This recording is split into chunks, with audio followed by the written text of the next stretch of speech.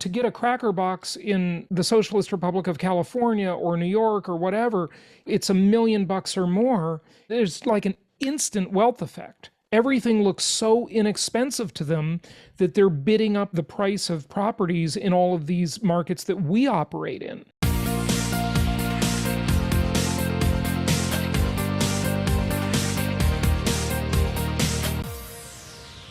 Today, we are going to talk with one of our great local market specialists about the market cycles, the economy, what states have the action, where are people going, what does that all mean, and are we about to fall off a real estate market cliff? Why? Because the Fed is reducing or outright ending its long asset purchase program that some say got us through the pandemic, in addition to printing a bunch of fake money out of thin air. So first thing I'd like to jump into with you is some are saying, and the doom and gloomers always get more attention than everybody else, right? That this situation with the Fed planning to end their purchase of mortgage-backed securities and other assets, that is going to cause the mortgage market to dry up and in turn cause a real downturn in the real estate market. I don't really think so because, of course, we've got the Hartman comparison index that asks the question compared to what and shows people that houses are actually historically still pretty cheap. They're not as the cheapest they've ever been, but they're pretty cheap, believe it or not. And, look at prior episodes for more information on that when you compare it to a whole host of other things. But also, and this is what's interesting, and you see it every day, is that people are using equity. They're trading equity that they have in other properties or in stock accounts. There's just a huge wealth effect. People are sitting on assets and cash, and they just don't know where to deploy it. So that's the thing that is hard to interpret. And it's also the thing a lot of the naysayers and the detractors miss about the marketplace. What are your thoughts? It was interesting. If you remember several months back, I remember you and I chatting on it when Fannie and Freddie announced that big purchasing decrease to where a mortgage company they were only buying 7 to 9% of their portfolio, right, the investment property. And that became kind of a big concern going, wow, is it going to dry up? The interesting thing that we saw happen was all of a sudden, all of these non-conforming, which just basically means non-Fannie, non-Freddie people stepped up. And Jason, the products they were creating were almost... They're not bad. No, they're very close to Fannie Freddie. Yeah. And why? Well, because these same groups did the subprime back in 06 and 07, which we all know didn't end well. Now they're saying, okay, maybe we can't make those big yield spreads we were looking for, but investors who are putting 20 to 25% down, gosh, we can make a pretty good spread still on that. Maybe not match Fannie and Freddie, but pretty dang close. And we'll let you go over 10, or we'll look at that. So I saw a lot of new money sources step up months ago when that announcement happened. And that gives me some comfort because I think now the Fed is not as almighty as they sometimes think, that there's other people stepping up around them. I think you're right. So just to explain a little bit about what you're talking about. So Fannie Mae and Freddie Mac, Fannie Freddie are the two big secondary mortgage market players that really support the mortgage market and make it so unique in the entire world, the US mortgage market. And they're government sponsored entities that essentially, when you're buying real estate in the United States, if you're getting a Fannie Freddie loan, or even if you're not, because there's a knock-on effect, you are getting a form of welfare, and you should take advantage of it. Look, you pay taxes. This is why you pay taxes. And you not only pay taxes directly by a check to the IRS every year, or your state as well, and in a million other ways, but you also pay it in inflation because they're inflating away the value of our dollars, and that essentially is a tax. So they curtailed the investment property loans months ago, as you were mentioning, but that just didn't have any big, huge effect on the market like some thought it would, which is great. But these other players, these private companies, these portfolio lenders, whether they be private equity groups, hedge funds, or just other businesses of different sorts, have come into the mortgage market, and they've come into the mortgage market over the past decade or more, but they even stepped up more so recently when this happened, and they make pretty darn good loans. The deals are they're not as good as Fannie Freddie, of course, but they're pretty darn good. Close. And the rates are very competitive. The terms are very competitive. The qualifying is much easier, a lot less paperwork, a lot less hassle. But this is a result of the fact that there is so much capital sloshing around in the world looking for a place to go. So those investors are essentially making these loans to people, right? Yeah, where can they go right now? And again, you have to look at the last crisis to where we are now. We can't tell what's going to be ahead, but going, wow, we decided to go with owner-occupied people with bad credit scores and no money down, and even sometimes a check at closing. That didn't work out so well. So they're saying, okay, hold on, let's look at this investor market. How can it perform? Okay, we're not going to ask for 5 or 10% down. We want 20 or 25%. Right there, their risk goes down. And now also what they're getting their money at, that this size makes a difference of what these hedge funds and other big institutions are getting their money at. They can charge us, make a nice spread, and we're seen as a lower risk factor. Right. Yeah. Yeah. There are a lot of alternative mortgage products out there nowadays, and that's just great for investors. It's great for the entire market. So you've studied market cycles quite a bit. Where do you see the market now? And of course, I have to make the disclaimer before you answer. The United States doesn't have a national housing market. All real estate is local. There are over 400 MSAs or metropolitan areas in the US. There are over 3,100 counties and way more than that, cities and neighborhoods. Of course, I don't even know the numbers.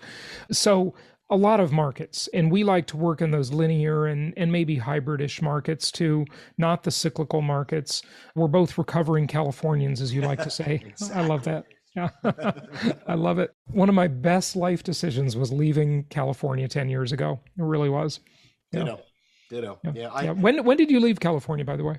I left California. It was around '04. I started journeying to Florida and buying property and saying, maybe I should be here. And then I was fully there by '05. So, but it's in Florida, right? Mm-hmm, in Florida. Yeah. Yeah, good. Yes. By the way, let me just throw one anecdote in there. Some of you may remember the late Ronald Reagan's famous speech when he converted from Democrat to Republican. He was president of the Screen Actors Guild. And in this speech, it was a great speech, by the way, he said, I didn't leave the Democratic Party. The Democratic Party left me. Yeah. And I'd say the same thing about California, and you probably agree. I didn't leave California. California left me. Okay. Yeah. And people, and when I left, it was 9.9% state income tax. I believe by the time you left, it was like 13.5. 13.3, yeah. 13.3. So they continued to get worse. So it's funny you bring up California. Unfortunately, there is no way to put on colorblind glasses and not look at political climates now. There's just no way. Yeah. And it doesn't matter what side you fall on, but certain areas are very unfair and unjust to landlords right now. I have friends in upstate New York who have not been able to collect rent for 14 months. Yep. Now the moratorium is on their rents, but not on the mortgage payments that they owe to the big banks, not on the insurance premiums owed to the insurance. And God forbid you went after the property taxes taking a moratorium. No chance. So you have to look at these things. So that affects the cycles, Jason. And this is something very interesting about property cycles we don't see. And one of the main things that, you and I have talked about time and time again, we have to look at a couple of factors. What are the days on market? What are the inventory levels? Now in '06 and '07, and again, looking at individual areas like in California, where I used to be Bakersfield, all of a sudden it went from 4 months average on market to 11 months. And then all of a sudden, it went from 1,800 houses on the market to 6,000. That was in just the central coast of California, the Central Valley of California. You have to look at these things. And right now it's different in other areas. I'm seeing, especially again, population growth or deduction. In these areas, there's deduction. So you have to look at that. Yeah. I would not want to. You mean the population's declining, right? That's what you mean to say. There's a deduction in population. Yeah. So they're going down right now. So I think that's going to signal I don't see how there be not a downturn in that market or an absolute softening. whereas other areas are going to be propelled into a second linking of an upswing. Yeah, right. And that's what people have to realize, is that no matter what happens externally, the Fed is tapering asset purchases, interest rates, not really going up in any significant way yet, but they will sometime. All of these other factors, the fact is, people have a wealth effect. They have a lot of capital, whether it be in equity in properties or stocks or savings or whatever, cryptocurrencies, doesn't matter. And that capital is looking for a place to go. And when these people leave these coastal markets, and I'm kind of not including Florida, because Florida, even though many of the markets are coastal, they're still very inexpensive comparatively.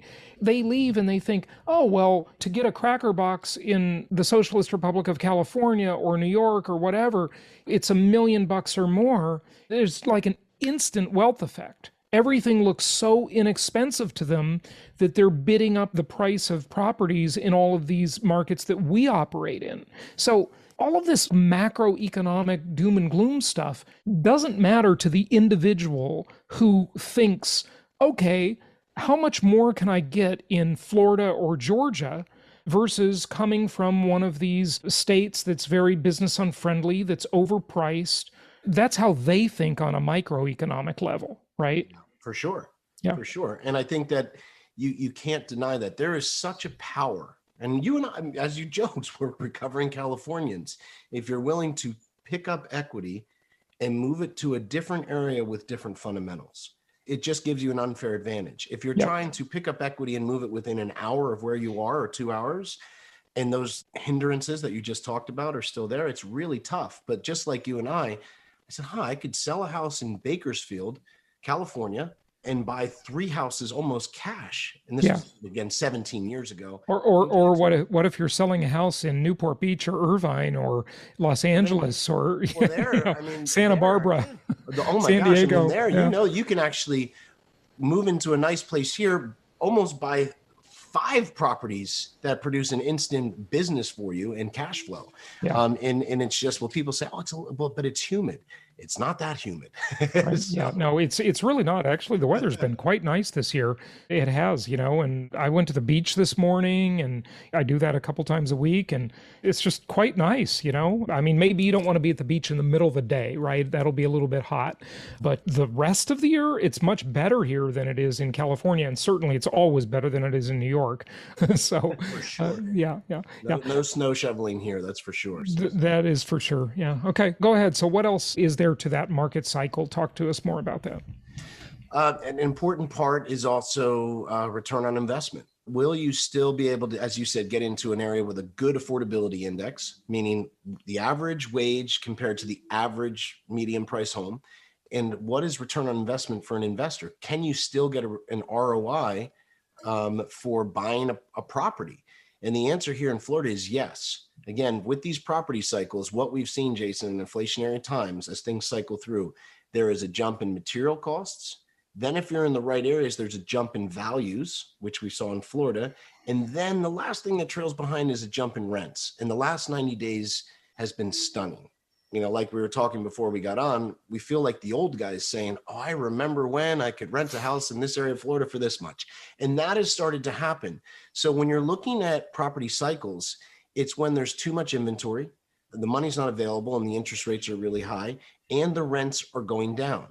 We have no inventory right now. Rates are great, and rents are indexing up at an incredible speed right now, which historically has happened in inflationary times. Yeah, right. And so the rents always lag the prices, but rents are just, they're insane. I cannot believe how much these rents have increased. And here's something I want to say to listeners, and this is very important, folks. Usually the game is reduce tenant turnover. Keep your tenants, right? Keep them. Reduce turnover. Tenant turn is expensive. We want to keep our tenants. So we're careful about how much we increase rents because we want them to stay. However, I tell you, I learned this lesson many, many years ago, probably, I don't know, 23 years ago or something like that, when I had a property where the tenant gave me notice to move and I was kind of bummed out. They'd been there about 3 years. And after they moved out, it was the best thing that ever happened to me because I raised the rent over $300 a month on that property. Okay. And a lot of times you're just going to need to re-tenant your properties to get the market rent. The market rent has increased so much that the tenant you have there, regardless of what they feel the property is worth to them every month, maybe they just can't any longer qualify for that house. Yeah. They can't afford that house anymore because the market has passed them by.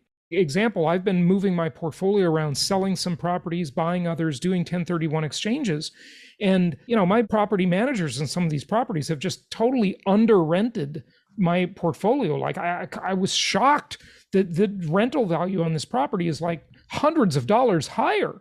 So give tenant notice, get them out, get a new tenant, maybe fix up the property a little bit in between. It's your opportunity to do that, or consider selling it, doing 1031 exchange and rebalancing and re-optimizing your portfolio. Of course, we can help you with that. We're always happy to do portfolio makeovers and portfolio reviews for you. But really, people shouldn't be scared to re-tenant their properties today, right? I agree. And with that, I think we assume right now that if we ask for, maybe I could raise it $25 or maybe $125. Or maybe $250. It could be, it could be way more than we'd feel comfortable with. Yep. And the tenant might say, okay, because even still, if you raised it $200, it still might be $150 below what other things of new construction in the areas we are is renting for. And they're going, well, they look at their choices and say, I can't really move anywhere for this price they're raising it to anyway. Yeah. And this is a new construction home. So you'd be surprised with, again, you're just going with what is the market dictating?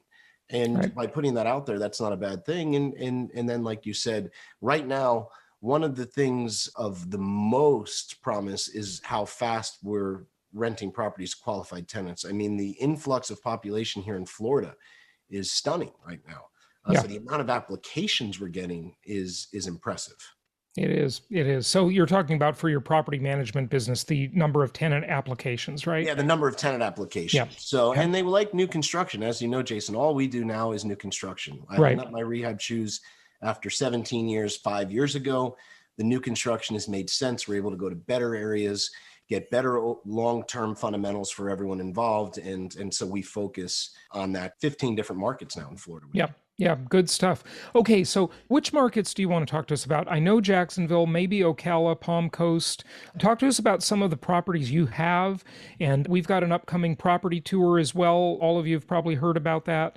So we won't go into it, but just tell us about some of the inventory you have. Sure. I mean, let's go back to square one. When you and I first started working together over a decade ago, it was in our hometown of Jacksonville. I love Jacksonville. The fact there's an economic powerhouse like this next to the ocean and the price point for houses doesn't make sense. I mean, still people from California, from coastal cities go, I can't believe I can buy a new construction home in Jacksonville with cash flow in the low to mid 200s. So Jacksonville is a city I really love. That's where we started and then branched out into 14 other markets. But, getting back to Jacksonville, we have what's called an off-market land acquisition team. So we have about 14 people looking for land deals that are off market, and it's working really well. We had a record buying lot month last month, which allows us to get into the properties the right price so we can build the right house and still get our investors with the whole group out there in Jacksonville. So I actually did a video with your team, I guess that was 2 weeks ago, about Jacksonville is back. We're building again single family homes and duplexes here. The cash flow is there. The fundamentals are there. The growth in Jacksonville, again, has been fantastic. I still, again, coming from California, to look at a large coastal city at the price points and the affordability index, it's still here. So I still feel we have room, and the rental demand here has not gone down. It's actually doubled upward. So tell us specifically about the properties, though, if you would. One of the things we're working on with you together is it's an 800 lot community. 800 lot community. It was a defunct That golf is course. that is big. It's big. So here's what we did, Jason, because I don't like to bite off more than I can chew. We saved only 150 of these lots for build to rent of the 800. So 650 are going to be, they're sold off to the national home builders. They're going to build their nice houses. We're going to build our nice houses, but they will be BTR, build to rent, of only, so we're talking a small percentage.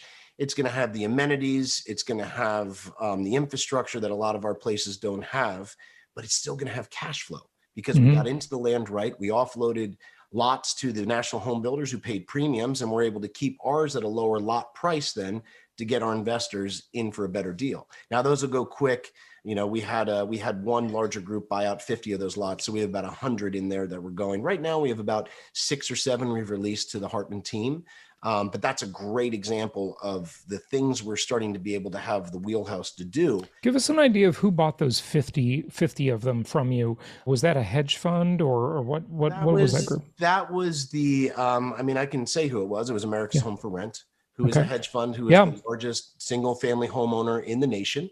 So they're building right alongside us for their own things.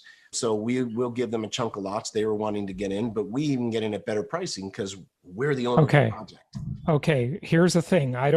Tell me if you agree with this. I have already found this to be true, and I think it's going to even be more true in the future and great for investors. Okay. Look, the bottom line is, folks, mom and pop landlords are not very good at raising their rents. They just aren't good at it. And they should be better. I think part of it is that the property managers mostly suck, and they suppress rents, frankly.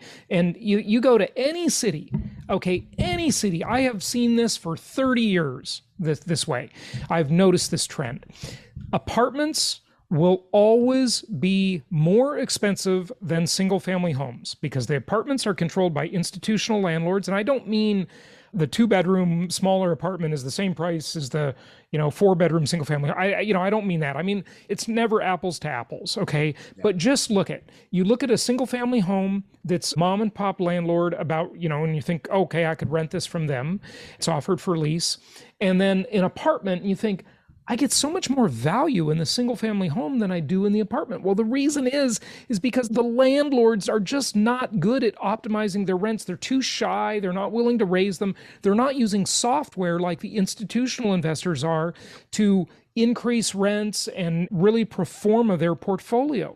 So when American Homes for Rent owns 50 lots right next to your properties, guess what they're going to do? They're going to be good at raising their rents, and it's going to make you better. It's going to set a higher comp as the years go by. I think that's great that they're next to me, because then if they're next to the properties I own, I'm just going to look around and I'm going to see, gosh, over there, they're renting them for, $1,800 a month or $2,000 a month. And, what am I thinking? I can only get $1,650, right? Oh, no, it's right there. I think you either sent it to me or I don't remember. I sent it to you. It came to both of us.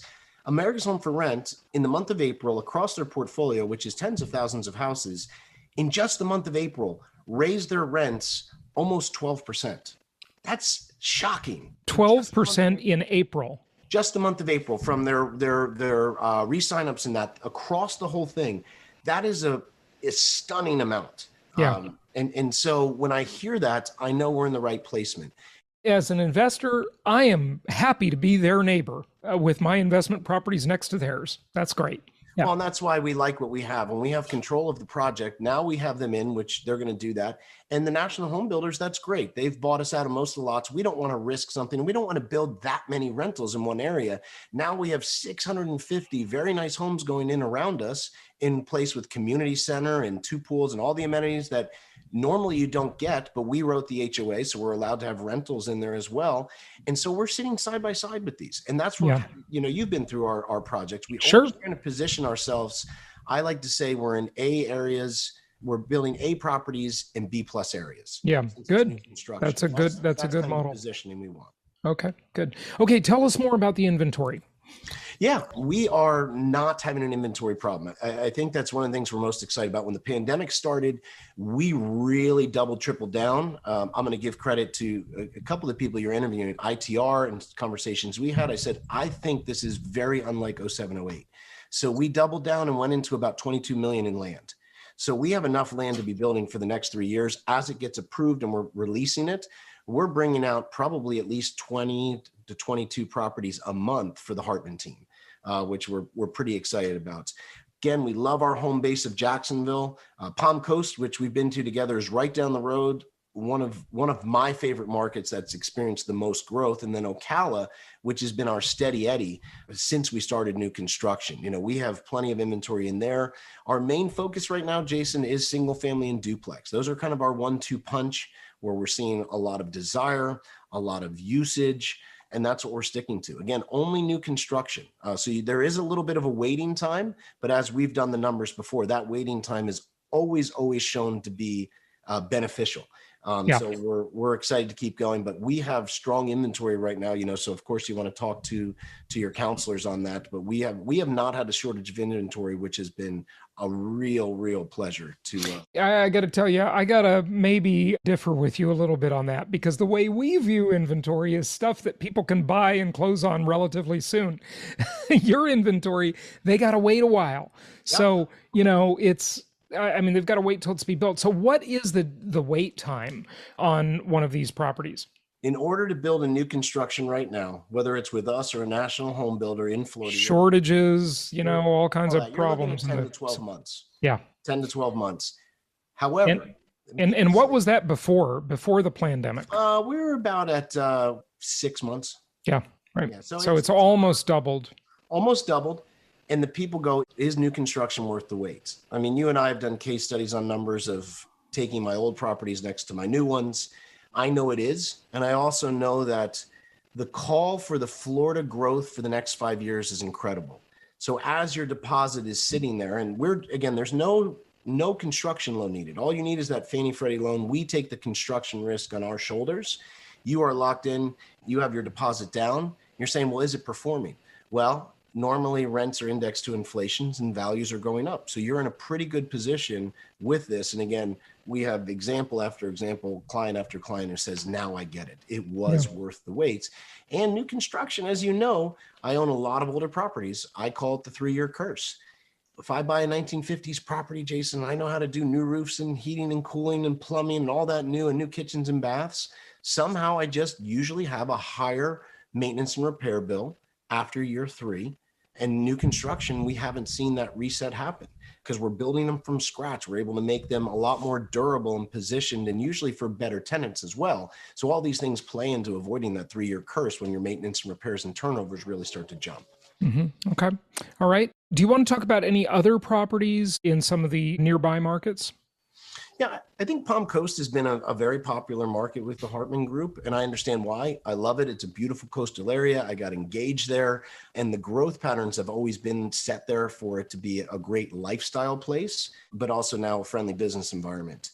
So we've seen an incredible amount of growth. We're still doing both single family homes and duplexes there, and that's one of the markets we're getting the fastest permits to be released so that we can build faster. Okay. Are those a shorter wait time? They can be a shorter wait time. Again, when we're building, Jason, we're always dealing with government entities. You're dealing with individual building departments. So different ones go hot or cold. So right now, yes, but that could switch in 6 months as, we're rotating into 15 different markets. Mm-hmm. I want to ask you a question, and it's important for investors to kind of understand the supply chain. And I'm not talking about lumber or, the fact that people can't get doorknobs or hinges or cabinets or lumber or sinks or toilets. It's unbelievable how disrupted markets have become. I mean, with the automakers, they've got cars sitting in these huge lots, just thousands and thousands of cars that they can't sell because they can't finish them because they don't have the computer chips to put in the cars, right? And all the electronic components in the cars. So these cars can't be finished. So don't feel bad. It's not just the home building business. It's a lot of other businesses. But I want to discuss land because you're a land buyer. So when you buy land, are you buying finished lots or are you buying raw land and finishing those lots yourself? And let's define what that means to the listeners. Raw land is just that. It's it's raw. You don't know what you're getting. You got to start turning over dirt, grading, and you can discover things that really hold up your project, environmental issues, this, that, and the other thing. But finished lots are where they bring utilities to a curb. They've got streets, they've got lots surveyed, and they're entitled. They might have a tentative map. So tell us about that and how that's going. Give us some background into the supply chain of the land that comes first. Sure. Well, and it's interesting. We use the double approach. There's undeveloped land and there's something I call spot lots, meaning that you'll drive into a neighborhood that's already all set up with utilities, with homeowners living there, and there'll be an empty lot. So we look for those individual lots in these already existing areas, and we buy small tracts of land and develop them. And then normally we will keep a piece of them to build to rent, and then others will sell to national home builders because we want them to build nice houses around us. It helps keep up the area. So we will do both. Now, the nice thing, like Palm Coast, we find a lot of spot lots, meaning these lots are in existing neighborhoods. Those can start to get approved and built on pretty quickly. So those are a great advantage. Usually you'll pay a little bit more for those though. There is a trade-off. If you have an off-market land acquisition system, those are great to find and build with. And we've built a number of those like in areas like Palm Coast.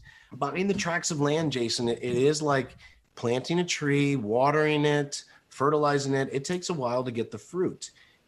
Projects that we're normally bringing out to you. I remember that example of when you turn the wheel on one of those big ships, you start turning the wheel, but it slowly follows behind the actual turn of the wheel. It doesn't respond quickly, right? No, and neither does land development. It's not a Porsche. It's not. Very Porsche and land development's over here. Yeah, we can get a piece of land and you won't hear about it for 2 years. Yeah. Because it takes that long to divide it, to go through all the approval systems, to get everything laid out. I mean, there's a lot of engineering to it. A lot of engineering, legal work, and sometimes even lobbying, hiring a PR firm to let you build what you want on it and get the neighborhood to accept it and agree with it. I've been through that process. I've seen it happen. Yeah, we've had to have lobbyists and even hire people who are specialists at walking things in the right way to county departments to make sure they can't say this one T was not crossed the right way. You have to fall back in line for another 2 months to get it approved. So it is a very delicate process that wasn't part of my world when I did rehabs for 15 years. Yeah. And don't forget about the brown paper bag full of cash that you have to bring them to. We haven't had to go to that, luckily, but it is quite a process of steps for the land development. But those larger tracts of lands, especially in high growth areas, if we can get into them right, we can get our people into great areas. We can sell off some of the lots to owner-occupied home builders who are going to build a nice house right near us, which keeps the integrity of the area up. We save great lots for ourselves in our build-to-rent portfolios. And it comes out. The thing is, this took time. As you know, what I really feel advantage, look, it took some convincing when we started doing this together 7 years ago. I said, look, I want to go new construction. The wait times will not be 60 days. They're going to be 6 months. That was a big difference. Mm-hmm. Now we see if there's some patience. And now that we have the wheel turning on these big ships, we have projects we started 2 years ago, or even the beginning of the pandemic that are coming approved. And now people are just, our competition and other build to rent people are just wanting to start finding land now.